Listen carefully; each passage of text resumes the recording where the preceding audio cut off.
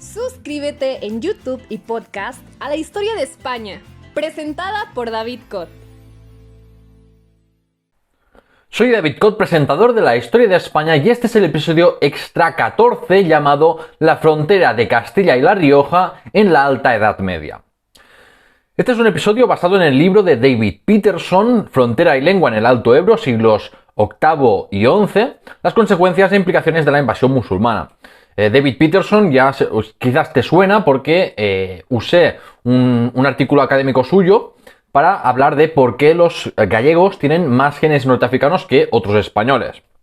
O sea que ahora vamos a ver otro trabajo de este autor, ¿de acuerdo? ¿Y cuál es el objeto de estudio de David Peterson en este caso?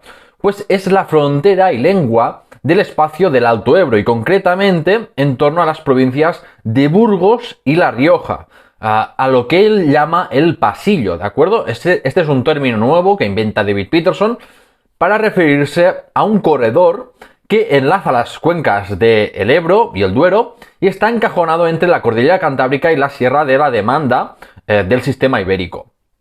Este corredor está situado, para que os hagáis una idea, para los que me estáis escuchando y no veis aquí el mapa, pues está situado entre la comarca burgalesa de Bureba y la mitad occidental de La Rioja. Es decir, La Rioja Alta, ¿de acuerdo? Bien, este pasillo quedó bloqueado para impedir, aceifas en una u otra dirección, hasta que ambos extremos fueron ocupados en el siglo XI por la dinastía Jimena de Pamplona, ¿de acuerdo?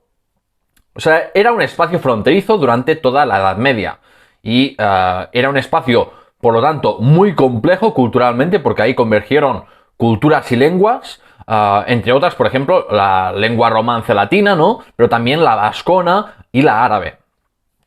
Y bueno, como sociedad de frontera era, pues, inestable y era la antítesis de la sociedad ordenada que representaba, pues, las sociedades que estaban en el centro político, por ejemplo, de Al-Ándalus, al sur de Al-Ándalus, la actual Andalucía, ¿no? O, por ejemplo, en el caso del norte, en torno a Asturias, ¿no? ¿Y por qué es importante este estudio? Pues es importante porque trata, pues, distintos temas como la expansión del euskera, la Rioja alto medieval, la comunidad judía que había en Nájera, es muy interesante eso, la configuración, cómo se configuró territorialmente el condado de Castilla y la cultura que había en esa Castilla condal temprana, etcétera, ¿no? O las relaciones entre cristianos y muladíes, ¿no? Y es interesante esta aportación de Peterson porque hace un uso, le da un uso muy importante, muy relevante para su investigación a la antroponimia y a la toponimia, es decir, al estudio de los nombres propios de las personas y también al estudio de los nombres de lugares. Para así, sobre todo, estudiar la lengua de este espacio llamado por él el pasillo, entre la parte oriental de Burgos y la parte occidental de La Rioja. Bien, para introducir un poco la historia anterior a la Alta Edad Media de este espacio, hay que decir que en época prerromana este pasillo castellano-riojano era frontera entre dos pueblos celtas, los verones y los autrigones. Hay evidencia epigráfica que sugiere que también hubo una población vascófona en la parte más oriental, es decir, la parte, riojana del pasillo, en la zona, oriental de la Sierra de la Demanda de La Rioja y Soria. De aquí surge una teoría de que puede ser que en Autrigonia, ¿no?, en donde vivían los autrigones, había una situación de disglosia, es decir, que había algunos autrigones que hablaban unas lenguas vascas, ¿no?, de origen euskérico, digamos. Y luego en época romana toda esta zona formaba parte administrativamente de la Hispania tarraconense. En época visigoda, La Rioja y la Castilla, lo que luego sería la Castilla condal, quedaron integradas al reino visigodo de Toledo en el siglo VI y bajo la diócesis episcopal de Oca. De Oca, no solamente de Oca, sino también de Alesanco, Tarazona y Calahorra. Administrativamente formó parte de la provincia visigoda de Cantabria, cuando fue creada en algún momento del siglo VII. La hipótesis de Peterson, basándose esto en la toponimia de Quintana, que esto lo veremos más en detalle luego, más tarde, es que la mayor parte de la Rioja Alta, es decir, la parte occidental de la Rioja, no formaba parte del Ducado de Cantabria, y esto sería muy influyente en el devenir de la historia de esta zona, ¿no? Así que bien, pasada la introducción, pasamos al surgimiento de la frontera del pasillo burgalés-riojano.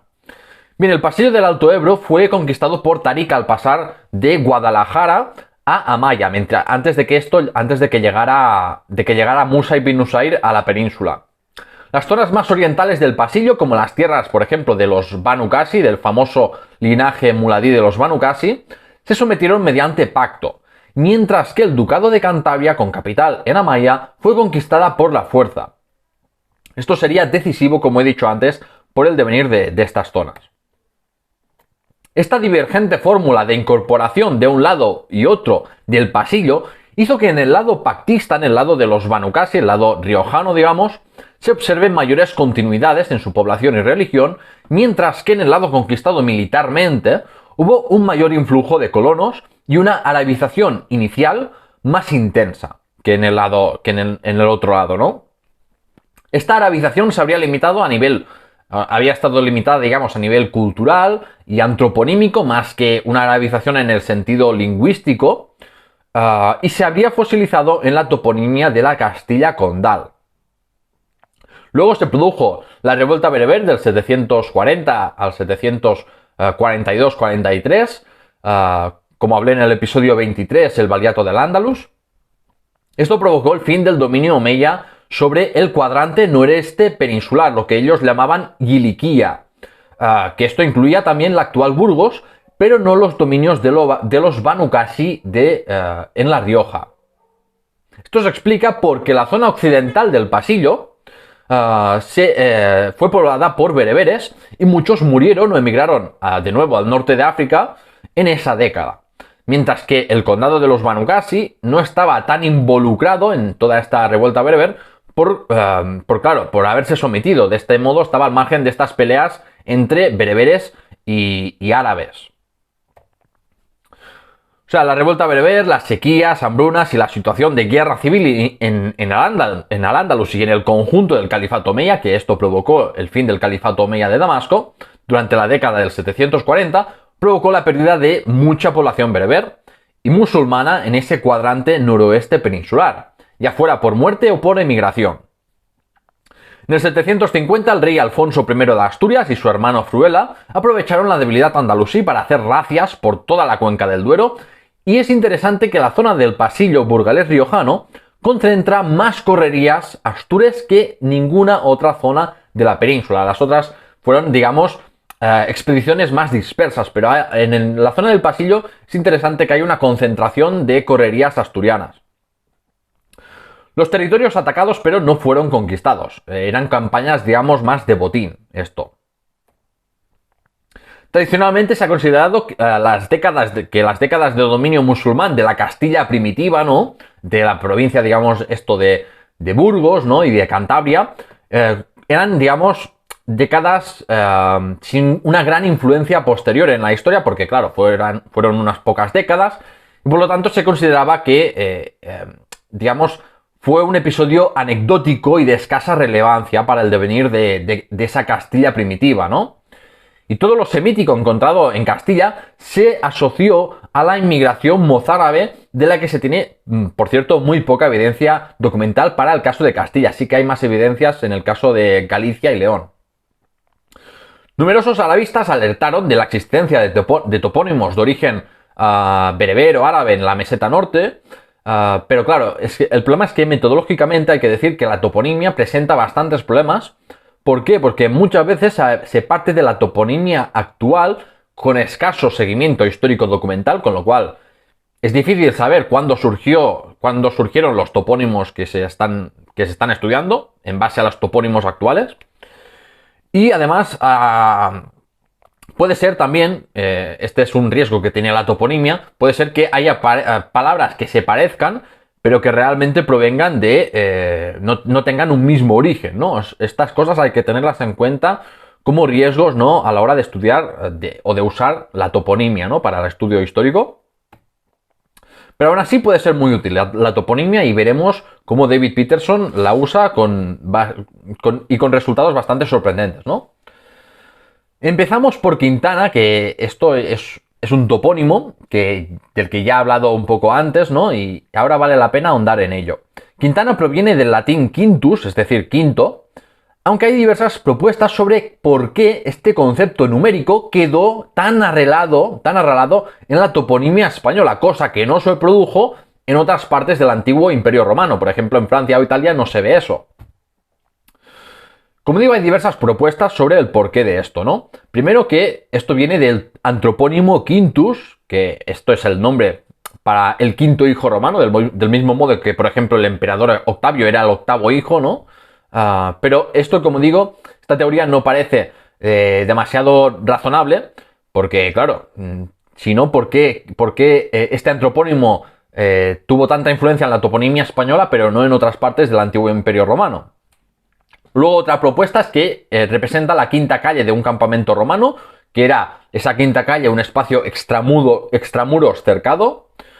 Las otras teorías tienen que ver con la conquista islámica, que significaría o tierra repartida con la conquista islámica, ese quinto que se reservaba para el Estado, o una tierra sujeta a un contrato bereber, de tradición bereber, de arrendamiento, un contrato de arrendamiento de la tierra, ¿no?, donde se tributaba una quinta parte de la cosecha.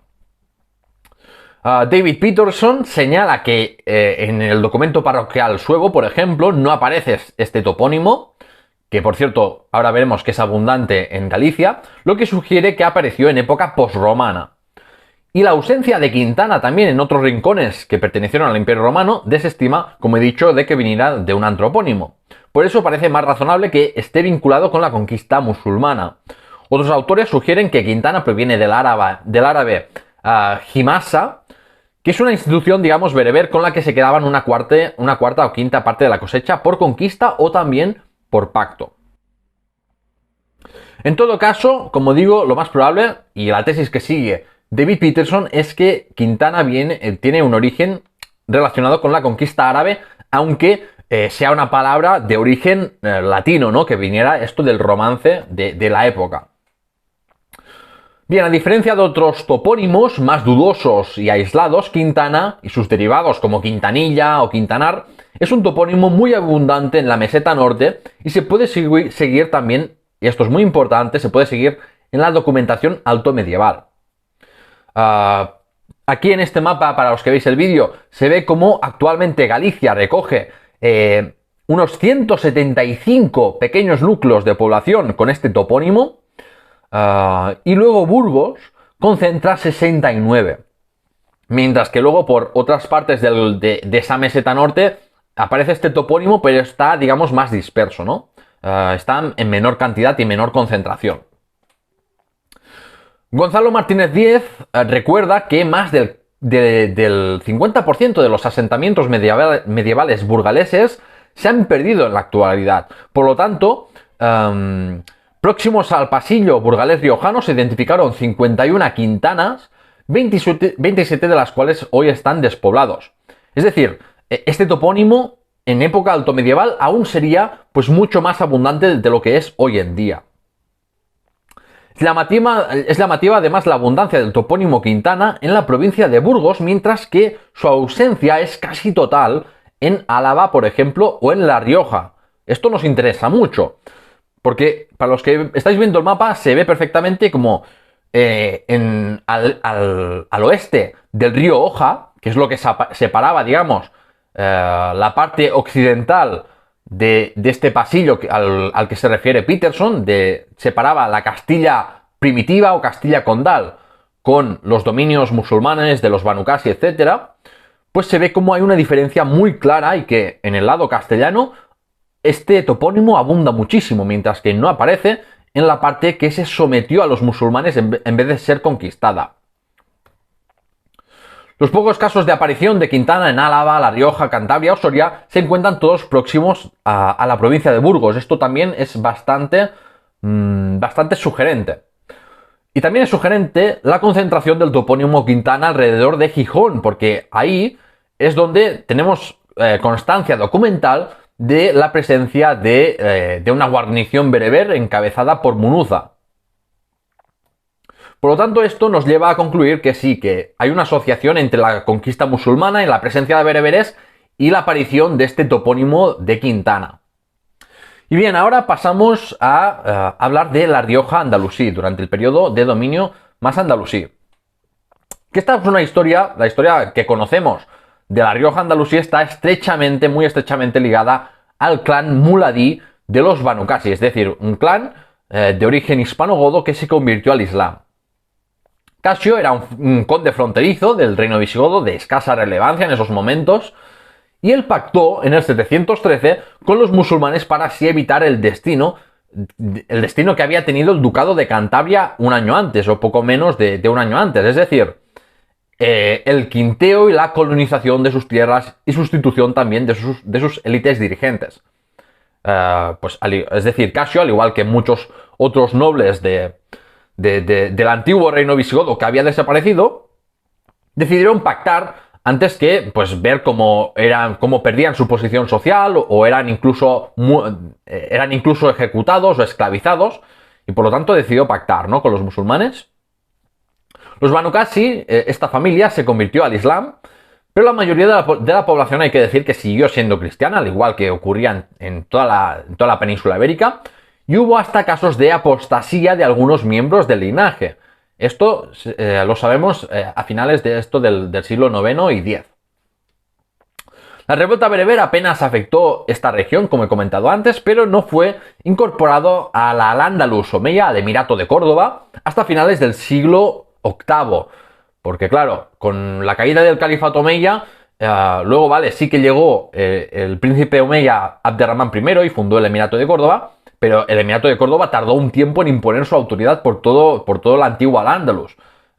Y antes de que lograse imponer su autoridad, digamos que Al-Ándalus quedó dividida en, digamos, unos señoríos independientes, ¿no?, autónomos. Esta imagen también es interesante por ver en este mapa el solar originario de los Banu Qasi. Hay diversas propuestas. Tradicionalmente se asociaba más, por ejemplo, a la zona de Tudela, Tarazona y Borja. Es decir, los Banu Qasi estaban como más asociados a Aragón que La Rioja. Pero realmente la propuesta de David Peterson es que estaban mucho más relacionados ya originariamente con La Rioja, en torno a Calahorra, Arnedo y Viguera, que luego, posteriormente, se expandieron por la zona esa de Aragón, al igual que en su punto álgido los Banu Qasi hasta llegaron a controlar Zaragoza e incluso en un momento Toledo. Pero, como digo, el solar original de los Banu Qasi era La Rioja, seguramente. Por lo tanto, La Rioja era parte de Al-Ándalus, pero era una región muy, muy periférica. Desde ahí salían la mayoría de aceifas musulmanas contra los cristianos del norte, y por eso colaboraban con los omeyas de Córdoba en esas expediciones, los Banu Qasi, ¿no? Aún así, a los Banu Qasi no les interesaba mucho hostigar a sus vecinos cristianos, porque los riesgos eran mayores que los posibles beneficios, seguramente, ¿no? Eso se refleja, por ejemplo, en su estrecha relación política y también familiar a través de matrimonios con los Arista de Pamplona, con los primeros caudillos o incluso algunos podrían decir reyes de Pamplona. Los Banu Qasi son el ejemplo perfecto de las lealtades titubeantes o cambiantes, ¿no?, según las circunstancias, que se producen en sociedades de frontera.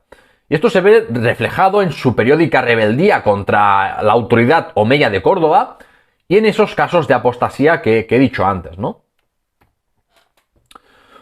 Por ejemplo, también es reveladora en esta tabla de la onomástica de los Banu Qasi, se ve perfectamente cómo usaban tanto nombres, los Banu Qasi, tanto nombres de tradición árabe, digamos, pero también vemos que usaban nombres de tradición pirenaica o vasca.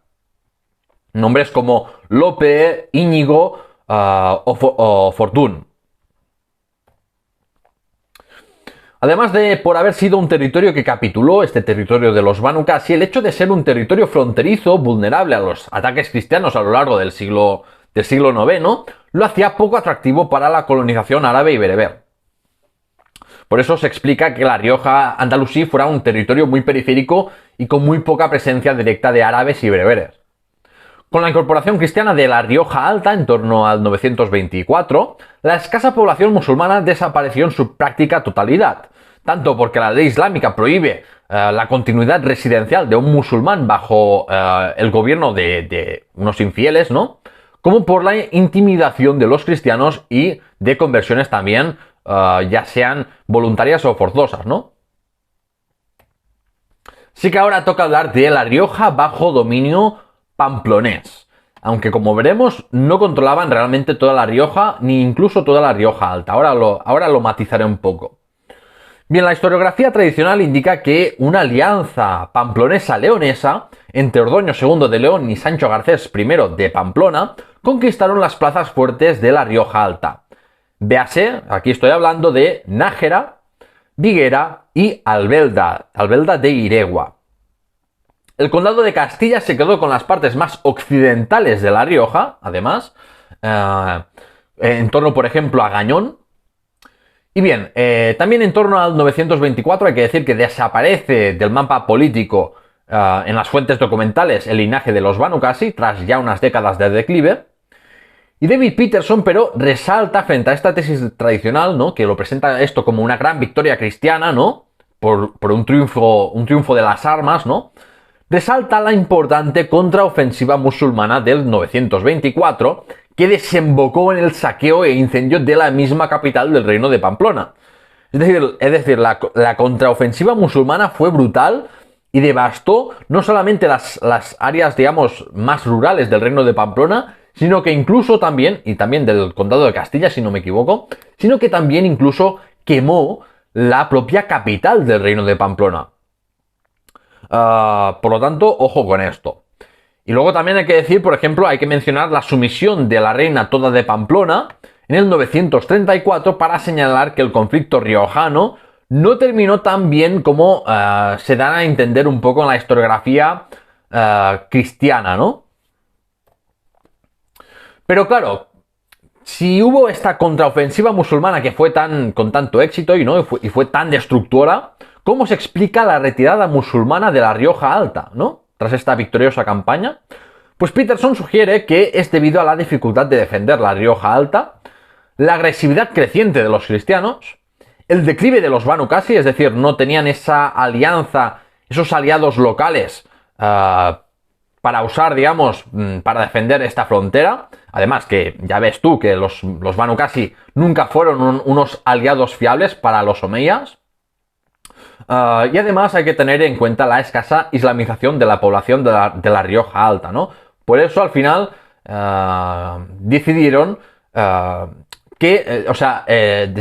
por parte de los omeyas de Córdoba, de Abderramán III, La Rioja Alta se convirtió en una zona colchón entre cristianos y el valle medio del Ebro andalusí. Es decir, que este valle medio del Ebro seguía en manos musulmanas, con el beneplácito de Córdoba, ¿no?, de los omeyas.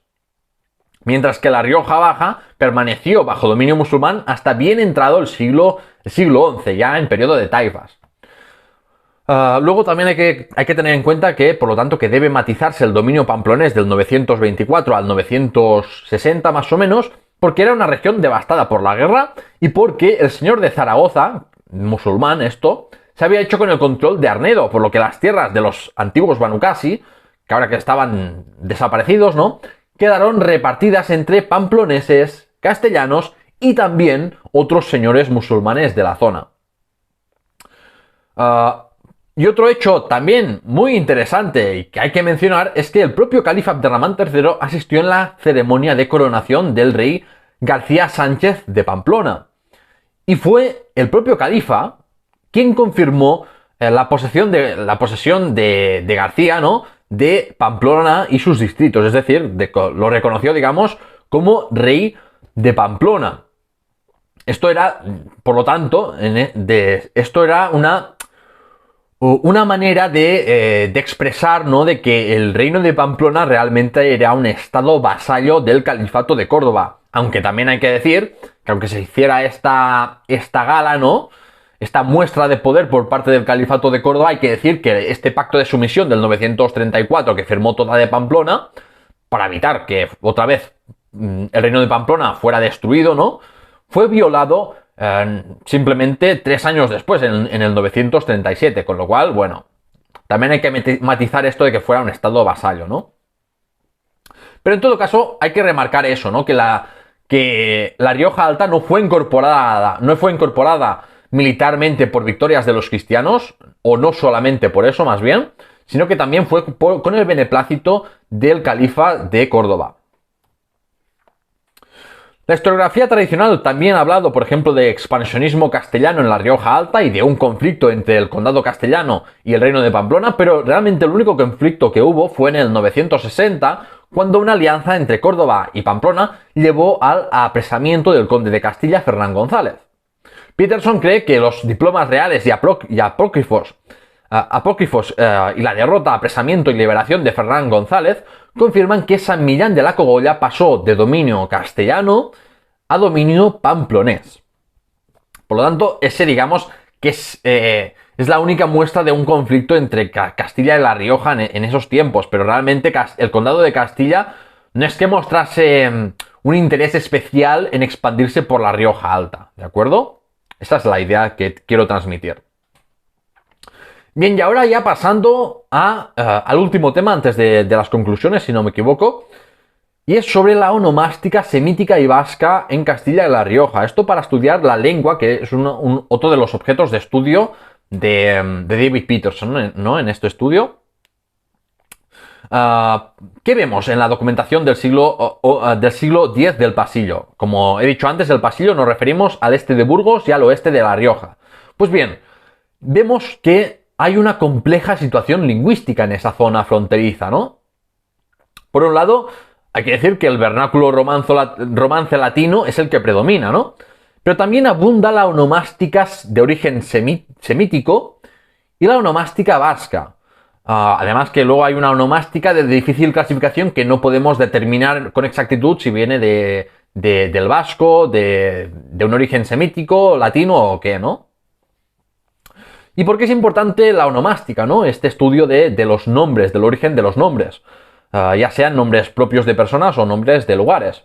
Pues bien, porque nos da información tanto de la situación lingüística del momento como de estratos lingüísticos fosilizados, que se dice. Es decir, por ejemplo, estratos lingüísticos que estuvieron ahí presentes hace siglos, como por ejemplo esto ocurre con los nombres germánicos, es decir, en esa época no se hablaba ningún idioma germánico en la península ibérica, pero, por ejemplo, aún existía, o sea, había nombres propios de origen germánico, como por ejemplo Alfonso.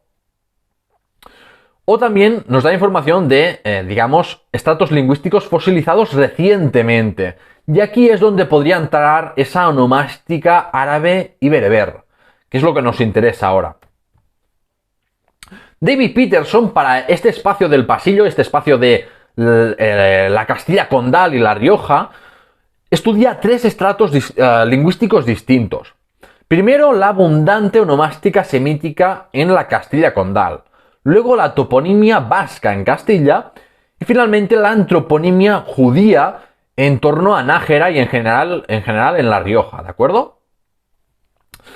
Para estudiar la onomástica semítica, para ya empezar, ¿no?, con estos estratos lingüísticos, Peterson ha recurrido a la documentación de la vecina zona en torno a San Pedro de Cardeña y Burgos de la primera mitad del siglo X. Ha excluido de este estudio de la onomástica al clero, a la élite laica y a las mujeres en este estudio, para así acercarse más a la onomástica del campesinado burgalés.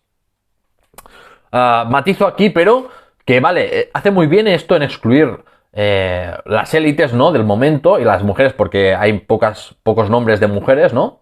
Pero también hay que decir que hablamos de campesinado, onomástica del campesinado burgalés próspero. Del campesinado dependiente realmente apenas tenemos ninguna información, con lo cual aunque intenta evitar Peterson aquí sesgos, ¿no? Al excluir a la élite, tampoco podemos llegar a estudiar bien, como nos gustaría, al campesinado más pobre o al campesinado dependiente, ¿no? Pero bueno, de este estudio ha podido recoger 300 nombres, o sea, un estudio que tiene una cantidad bastante, digamos, suficiente, ¿no? De nombres, y sugiere que entre un 15 y un 20% de los nombres son de origen árabe, lo que coincide, por cierto, con un análisis anterior de González Martínez Díez, que hablaba de eso, de en torno a un 20%, que quizás podría ser más si pudiéramos estudiar al campesinado más pobre, al campesinado dependiente. Aparecen en torno a Burgos, en esa primera mitad del siglo X, nombres como Tarek, es decir, Tarik, Sulaiman, Qasem, es decir, Qasim, o Mutarraf, es decir, Mutarrif. Sorprende, por ejemplo, el caso de Rodrigo Abolmundar, es decir, Rodrigo Almundir, que era hijo de Félix Sarracínez. Su origen sugiere que su familia llevaba ya asentada en Castilla al menos 2 o 3 generaciones, e indica un cierto grado de arabización en el sentido de los nombres propios, ¿no? El apellido de su padre, por cierto, Sarracínez, significa obviamente sarraceno, es decir, sarraceno recuerda que significaba árabe. Por lo tanto, podría ser que esta familia fuera de origen étnicamente árabe. Y difícilmente este nombre o este apellido difícilmente lo recibiría alguien que vivía en Al-Ándalus. Con lo cual se descarta la hipótesis, la tesis de una inmigración mozárabe que huía de la arabización e islamización y buscaba ahí la libertad religiosa cristiana, ¿no? Que este es el relato típico de la Reconquista que no se sostiene por ningún lado. Los nombres propios de origen árabe en el condado de Castilla desaparecen, pero en su práctica totalidad al terminar el siglo X. Es decir, vemos que en la primera mitad del siglo X sí que hay bastante abundancia, como he dicho, en torno a un 15-20% de nombres árabes, pero luego, al terminar el siglo, ya prácticamente no hay ninguno. Si tenemos en cuenta la élite laica y eclesiástica, encontramos solamente un puñado de casos atípicos de miembros de la élite con nombres árabes. La mayoría tenían o nombres de origen latino o de origen germánico. La diferencia entre el clero y la nobleza y el campesinado, por un lado, pues se nota también en la doble proporción de onomástica de origen vasco o pirenaico entre el clero y entre el campesinado. O sea, vemos que hay mucha más, el doble de onomástica de origen vasco o pirenaico por parte del clero. Aquí se habla de casi un 14% frente al campesinado que no llegaba al 7%. Esto, como digo, en la zona de Burgos, ¿de acuerdo? En el condado de Castilla. La explicación del origen semítico de esos nombres de la inmigración mozárabe ya he dicho que se ha descartado, ¿no? Se descarta porque es absurda esa teoría. Y otras hipótesis están en una población judía arabizada, que esto no es muy verosímil. Que esto también podría venir de colonos bereberes.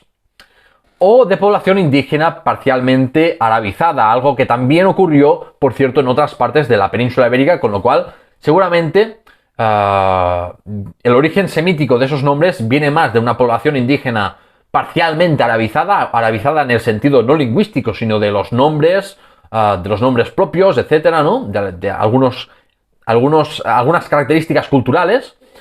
Pero como digo, esto es un fenómeno que ocurrió en otras partes de la península ibérica, con lo cual es bastante creíble, ¿no?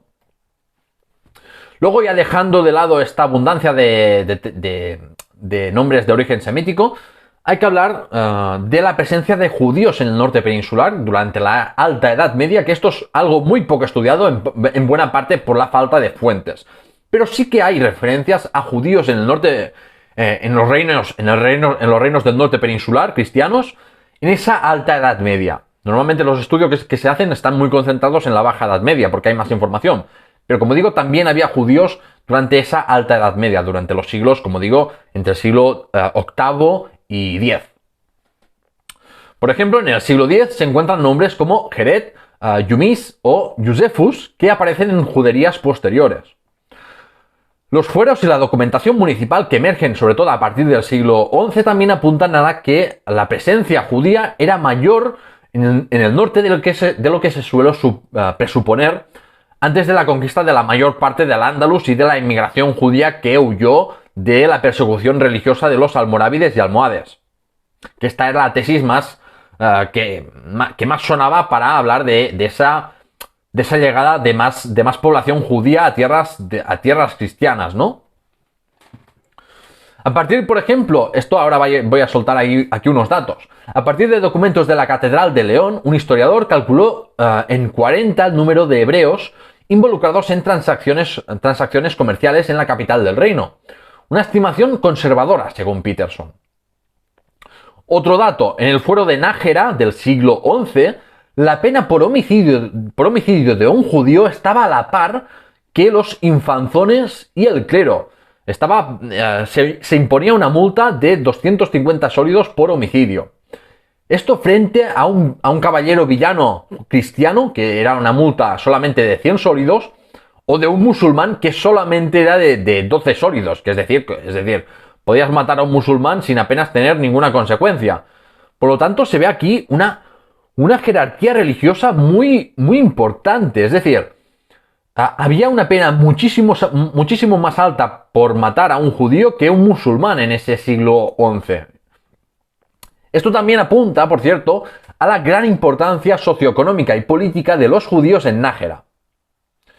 La documentación, por otro lado, la documentación monástica hace referencia a la Villa Zahal, que estaba situada justo en el lado castellano de la frontera del Pasillo y era de posible propiedad judía por el nombre. Tiene sentido, por cierto, que estuviera en la frontera del Pasillo, porque si tienes en cuenta, por ejemplo, que los judíos suelen ser famosos por ser comerciantes, por ejemplo, pues, al estar en una frontera, pues podía hacer este negocio perfectamente, ¿no? Y podía tener un rol bastante importante. Aunque esto es especulación mía, ¿eh? Luego, otro dato. Conocemos un gran propietario judío en el Pasillo a principios del siglo XI. Se habla, por ejemplo, de una matanza de judíos en Castrojeriz, provincia de Burgos, en el 1036. Por lo tanto, como digo, todas estas noticias que son muy dispersas, muy fragmentarias, pero apuntan a que sí que había judíos en el norte peninsular en la Alta Edad Media, no como se da a entender de que no había judíos antes. En toda la documentación de Nájera, entre el 1035 y 1076, los judíos mencionados explícitamente suponen un 1,8% del total. Pero al centrarse solamente en Nájera y su entorno, la cifra sube a un 6 o hasta un 9%. Para la población de Nájera, Peterson estima que los judíos podían suponer entre un cuarto y un tercio de la población total en el siglo XI. Esta cifra, que nos puede parecer ahora mismo muy alta, realmente no es tan descabellada si se tiene en cuenta otros estudios hechos sobre la población judía en el periodo bajo medieval, que en muchas ciudades del Valle del Ebro la cifra llegaba a entre un 20 y un 30% de la población de las ciudades del Valle Medio del Ebro, ¿no? Esto en la Baja Edad Media. Con lo cual, suponer que entre un 25 y un 33% de la población de Nájera era judía tampoco es tan descabellado para el siglo XI. Aún así, los historiadores están de acuerdo que los judíos eran una minoría, si en general, obviamente, la población en su mayoría era cristiana, y que su presencia era bastante más importante en las ciudades que en el mundo rural. O sea, seguramente había mucha más concentración de judíos en ciudades que si vas por el campo, ¿no?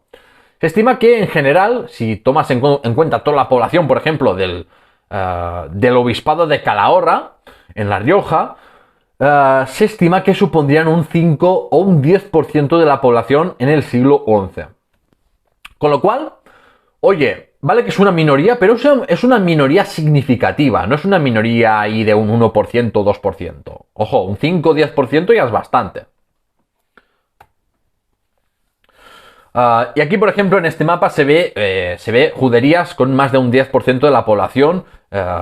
Y como digo, esto se concentra sobre todo en torno al río Ebro, en ese valle medio del Ebro, en el actual Aragón, etc.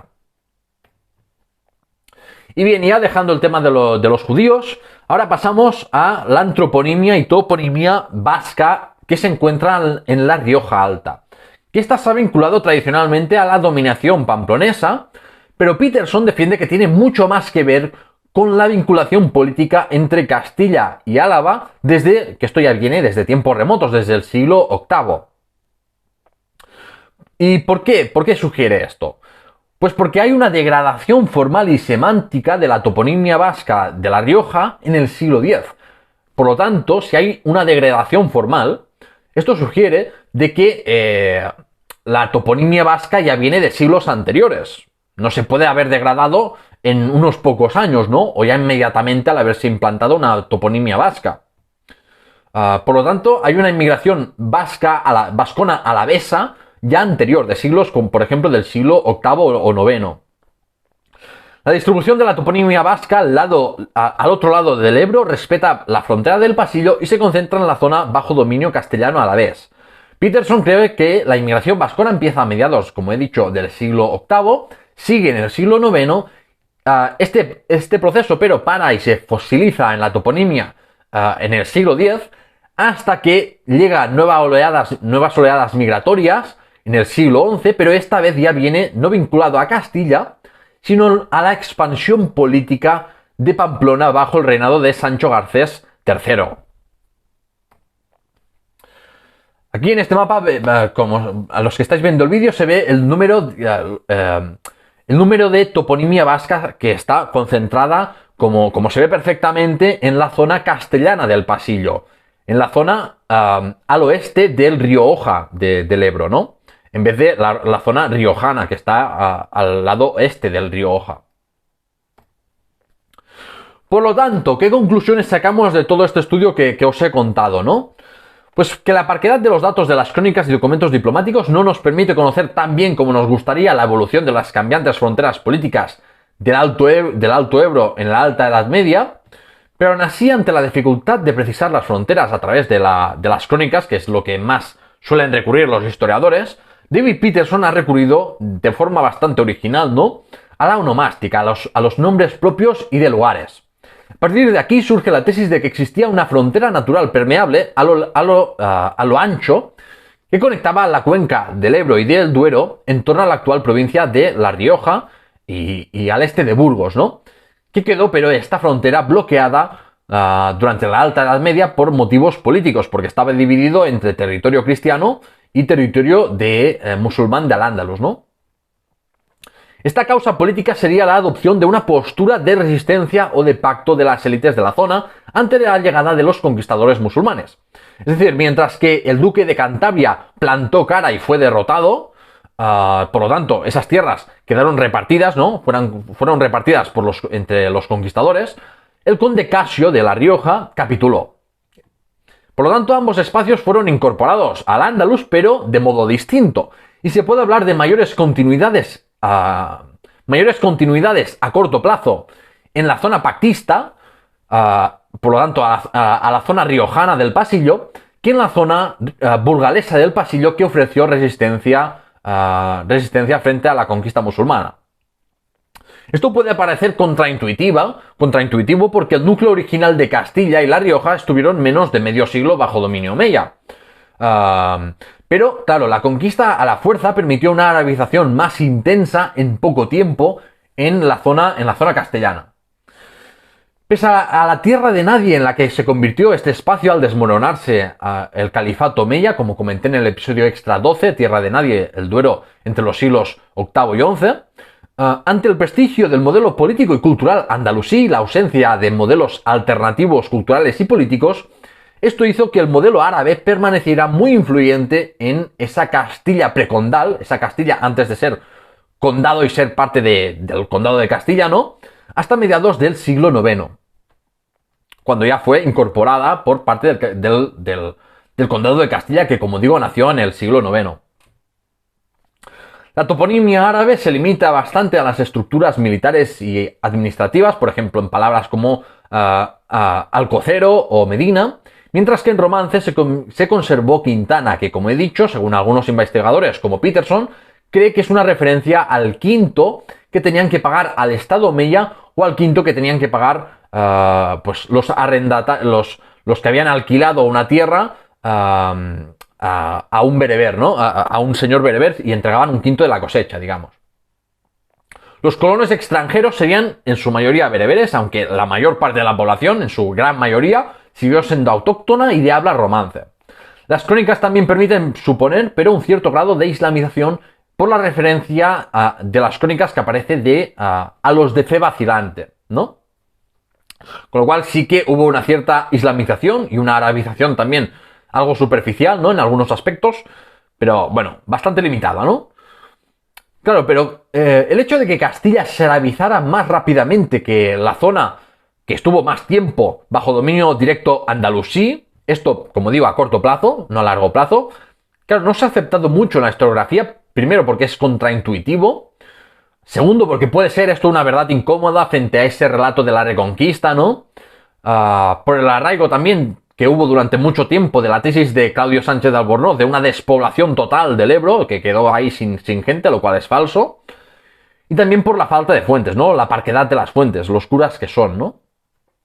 Pero sí, Castilla, en términos de onomástica, por ejemplo, se arabizó más rápidamente que la zona bajo dominio directo andalusí de La Rioja.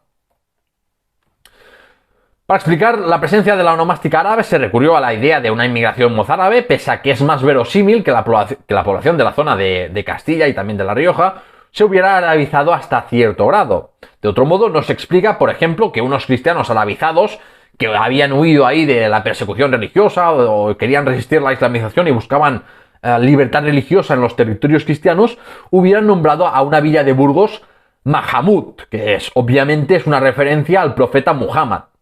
Claro, es que de aquí que la tesis esta de la inmigración mozárabe se viene bastante abajo, aunque sí que pudo haber una cierta inmigración mozárabe, pero en general la población que había ahí fue incorporada y una parte de esa población estaba arabizada.